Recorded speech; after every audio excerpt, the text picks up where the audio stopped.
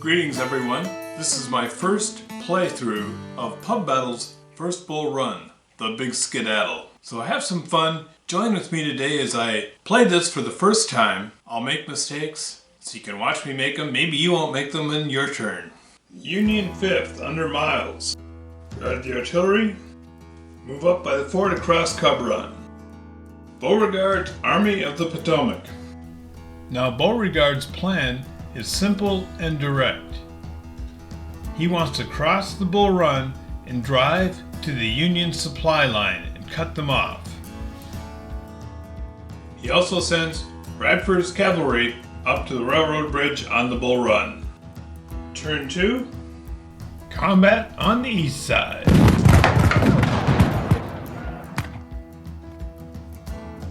The detachment is dispersed. Moving up the Bull Run. And McLean's Ford. The detachment is also dispersed. And now we move on to mid-morning. Beauregard has his forces on the right begin moving on the Union left flank. Heitzman's Corps enters and crosses the Bull Run. The Shenandoah is now active. He is of course followed closely by Hunter.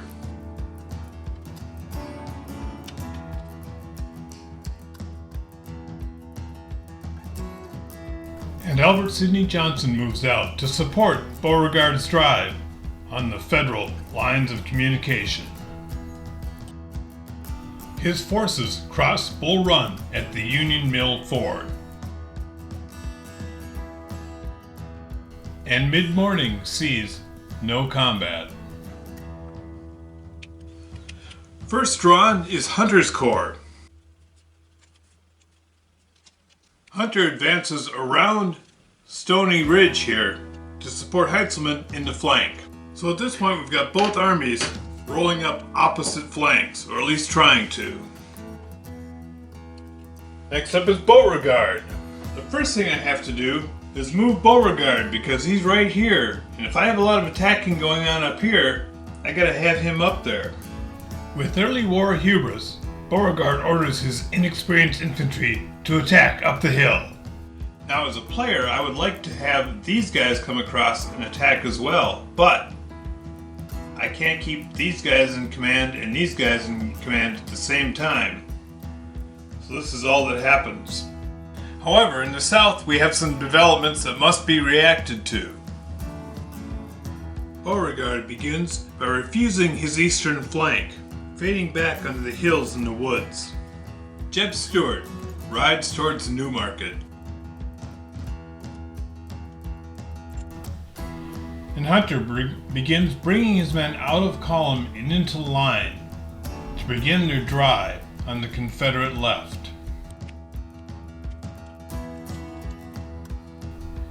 And McDowell moves up to confer with Miles as they watch developments on the Federal left. They move the artillery to the west.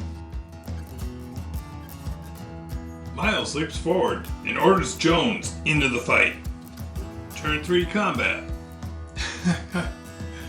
Well now, as I inspect these troops to see how the combat is going, I realize that these are all Beauregard's troops. I was thinking these front 2 are Union troops, but they're not. First command confusion of the game. It won't be the last. And this is the kind of confusion that happened in the battle. Begin with Miles running back to command his own troops. Hunter has shifted his artillery up forward now to shell the Confederate positions, while his cavalry moves out on the flank.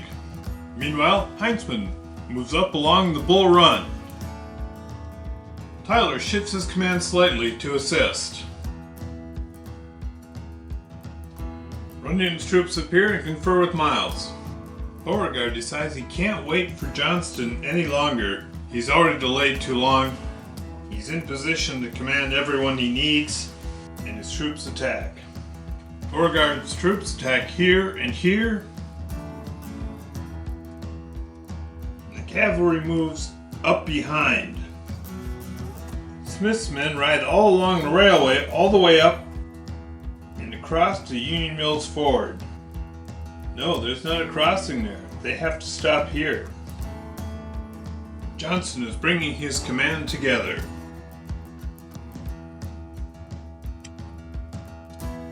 So here we have noon, and finally opposing troops have met. As the artillery in front, it fires first. Ineffectively, and that's very fortunate for Beauregard. His troops swarm over the artillery. Now Richardson's men step forward. Jubal Early's men drive Richardson back. Here we have Longstreet's assault up the hill. The Union troops melt away. It's early afternoon and Hunter's artillery fires on the Confederate positions. Driving them back, his troops surge forward. Now we have 5th Corps under Miles. He sends them to chase off the cavalry.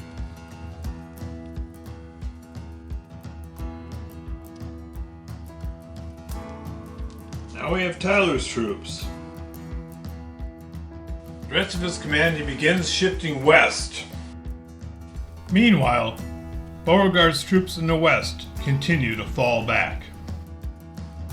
While in the east, his troops north of Bull Run continue their drive on McDowell's supply line. And Albert Sidney Johnston's troops join Beauregard's troops on the line.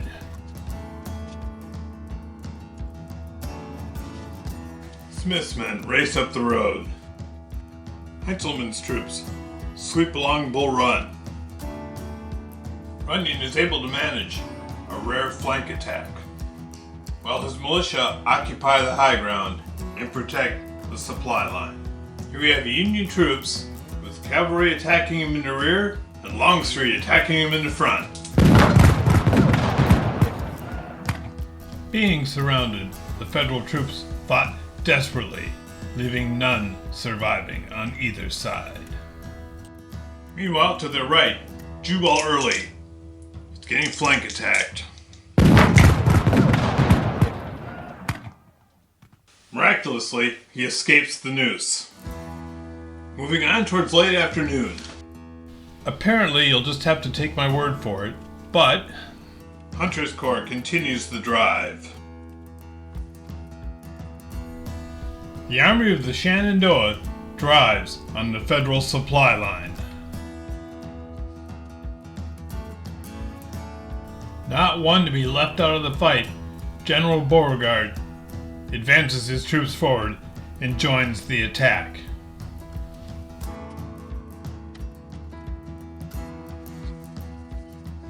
His artillery fires on the advancing Union troops. Don't be confused. Playing solitaire, I turn all the labels to face me. Playing an opponent, I wouldn't be able to see the opponent's labels. Whoops, that was artillery. They can't move to attack. If they were in a position, they would have been pushed back. Richard's men are able to escape the trap. Tyler sends in Schenck to reinforce them.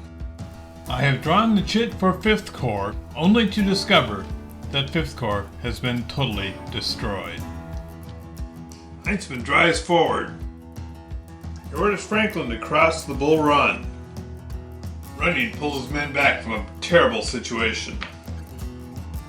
Alright, Johnston's drive on the Yankee supply line, right here. They're driven off the hill with losses. And then on the south side of Cub Run, Tyler's men send the Rebs packing. Beauregard's men along the Bull Run. The lead units fell apart, while the Union men under Wilcox held the field. Now we enter early evening. and this battle has gotten very interesting. It's now entering early evening and there's 2 turns left. The South has lost 5 blocks of infantry, 1 more block and they break. North has lost 4 blocks, it would take 3 for them to break. Johnston's troops are very close to capturing the supply line right here, and then the Union loses because nothing counts as having survived if there's no supply. I predict this will be a very desperate battle. The North is going to be doing everything they can to break the Southern Army at this point. 1 more casualty, and man, all you got is militia. That's tough. But with militia armies, anything can change. The North could lose 3 very quickly and be broke themselves. It's been challenging to keep the whole battle on the map, and I apologize when I miss things. Wah wah, poor me. Okay, early evening. Johnston's army of the Shenandoah. Guess what? The only non-militia unit in the army, Jackson, is right here. And they are close enough to threaten the line of supply. The detachment is moved up to prevent any flanking shenanigans. Smith's men are moved forward to fill any gaps. In a critical decision, McDowell orders Heinzman north across the Bull Run to support efforts there. After dinner in the early evening, Beauregard repairs his line and rallies the troops. We have to hold right here. Meanwhile, Hunter's exhausted troops recover in the hills. With the supply line threatened, Tyler drives on Beauregard's men. Runyon, in a desperate drive, attempts to save the Union supply. Well, now, my friends, I shall be very interested to see what happens next. Combat in turn 7. Runyon's men attacking Johnston.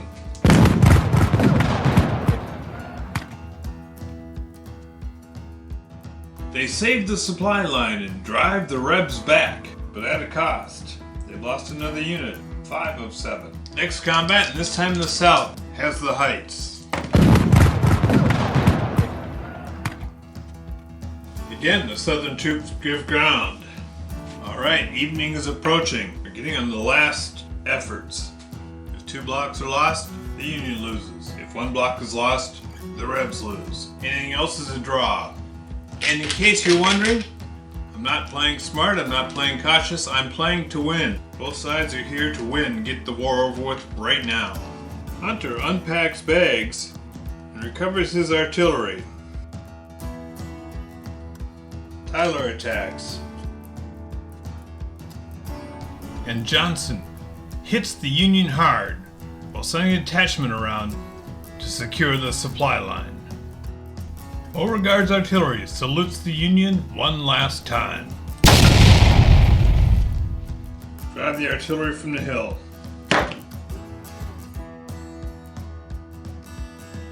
Okay, we got 1 more here. Because the South controls the northern supply line, all of the northern units are considered eliminated. And with that, the South have won. Essentially, all 13 Yankee blocks are broken. So the big skedaddle has been recreated. But boy, that was close. Good game. I hope you liked it. If you did, please hit like and subscribe to my channel and get more. Thank you.